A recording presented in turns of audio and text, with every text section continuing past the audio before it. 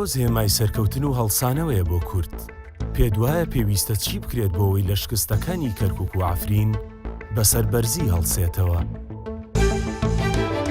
هیوادارم ئەم جەژنە ئینشەڵڵا بێتە خۆشی و شادی خاستەم بەلای دوو شار کەرکووکیەک دووش عەفرین ئینشەڵڵا بێتە هۆی خۆشی و شادی بە خۆشیش تەواو بێت. داواکارم لە دەسەڵاتی سیاسی کورد کە بەبێ جیاوازی ڕەنگ و ئایدۆلۆژیای سیاسی پشتیوانی هەر چوار پارچەکانی یەکتر بن. هیوادارم ئەو جیاوازیە لە بینی هیچ پارچەیەک لە کوردستان نەمێنێت و هەمومان کوردین.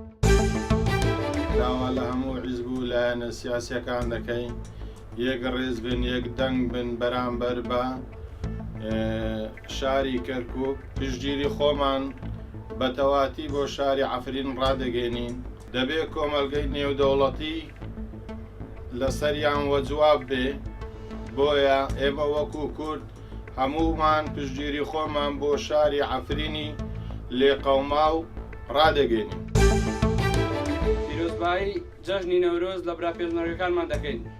هیوادارم نەورۆزێکی در لەگەڵ برایانمان لە کەرکووک لە عەفرین بەیەکەوە ئەو نەورۆزە نەورۆزی پشتگیریکردن بێت لە ئەوان بە هیوای ئازادی و سەقامگیری بۆ هەر چوار پارچەی کوردستان.